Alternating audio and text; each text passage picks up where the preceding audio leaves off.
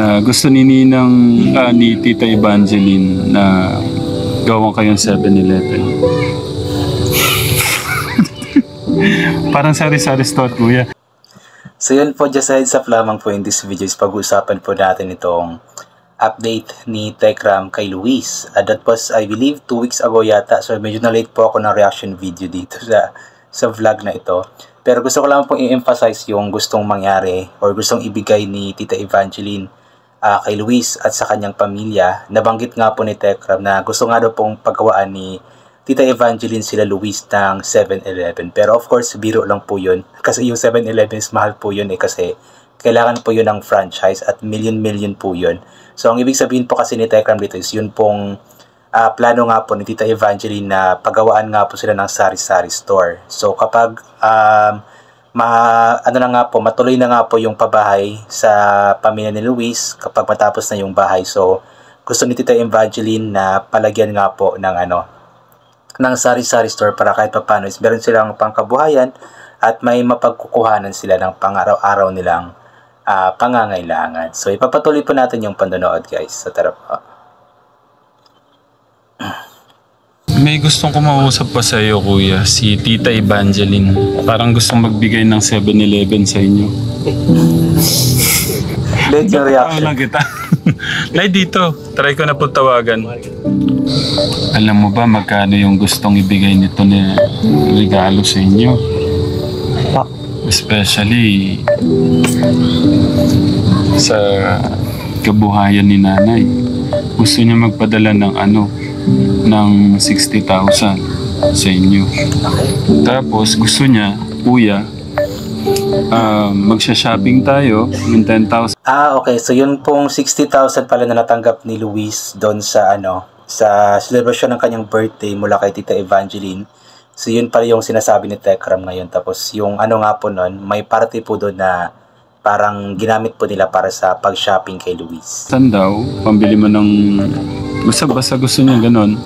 Tapos yung 50,000, hanggat hindi pa okay yung project daw na gusto kong, hindi lang ako, may mga kasama ako doon kasi kagaya ni Ninang, yung mga nagmamahal sa'yo, na gusto ni Ninang, ni Tita Evangeline na gawang kayong 7-Eleven. Alam mo yun, late yung reaction ni Luis Alam mo yung tumango siya tapos late pa yung reaction niya about sa 7-Eleven. Love trip to si Luis Parang sari-sari store, kuya. Hindi kasi, imagine kuya, tignan mo 50,000. Gusto niya dagdagan daw hanggat yung mga darating ng mga mga hanggat di pa nagagawa yung nga. Kasi hindi niya nga daw alam magkano yung kakailanganin. Actually, medyo malaki na po yung 60 or 50K para sa tindahan. Kung meron silang sariling tindahan na syempre gagawa ng bahay, so siguro isali na yung tindahan mismo. So yung siguro ilalagay na lamang doon ng mga items, mga ititinda. So doon po kukunin sa ibibigay or ibinigay ni Tita Evangeline. So nakakatuwa lamang po kasi napakarami talaga na nagmamahal kay Luis. So maliban nga po kay Ninang Precious na ramdam talaga natin yung pagmamahal ni Ninang Precious kay Luis, andyan din po si Tita Evangeline na handang-handa din pong tulungan at talagang nagbibigay din ng pagmamahal kay Luis. At hindi lang po silang dalawa, napakarami pa po si Tito Bong, sila Tita Linda Ramos at iba pang mga nagmamahal kay Luis na talagang alam ko na hindi nila pababayaan si Luis. Kaya napakaswerte nitong batang ito. Nang dahil nga po sa kanyang kababaan ng loob, ay grabe nga po yung biyaya na ibinibigay ng Diyos sa kanya sa pamamagitan nga po ng mga taong iyon. Hindi ko nga, yung 50,000 lang, napakalaking blessing nanay. Yung, di ba kuya? Daming So, isa pa. Alanganin, dapat yata alas 7. Ano po ngayon sa Amerika kasi Katekram alas 6 ng umaga. Kasi nanay. Man. Man. Pauwi ka na? Nandito pa ako kila kuya. Eto, mag-bless daw si kuya. Hello po, Nay. Yes po. God bless. Yung tinatawagan namin...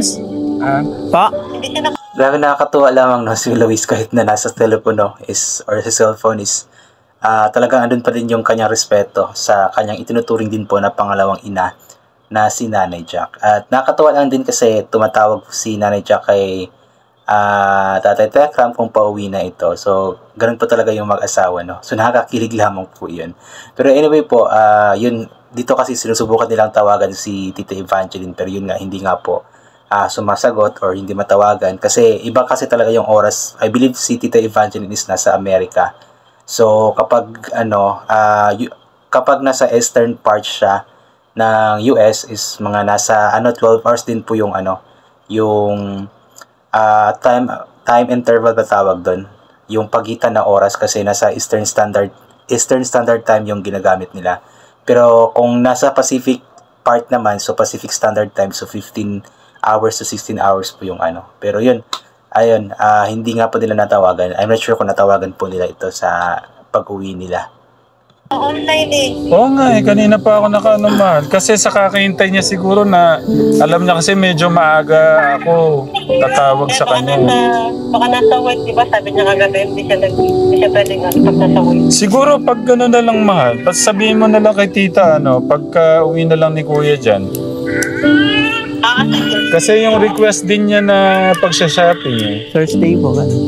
Sa Thursday daw. Okay. Tapos, ganito na lang kuya. May isa pang tanong, baka may gusto kang sabihin. Baka lang may gusto kang sabihin o wala naman. Wala po. Okay. Talagang walang gustong sabihin si Luis eh. Kasi yung gustong marinig kasi ni Tekram at nating lahat is yung sasabihin nga po sana ni Luis na tayo babalik na po ako sa inyo.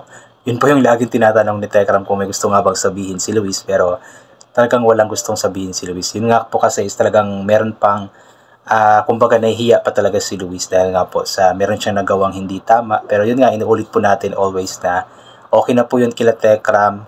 Since nag-apology na naman po, tinanggap naman ni Luis yung kamalian tapos nag-apology naman siya. So tanggap na po nila Tekram yun at wala na pong problema sa kanila yun. So yun, abangan na lamang po natin kung ano pa po yung magiging update sa buhay ni Luis at ng kanyang pamilya sa mga susunod na araw. And always po nating panoorin po yung mga vlogs na ina-upload po ng Tekram channels, ng Tekram Kids, maging kay Jolly Vlog, kay Sweet Mary, kay Alvin The Box, kay Kuya Pony Altis, sa iba pa po.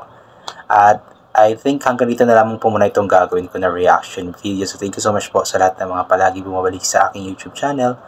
God bless po sa ating lahat at bye for now po.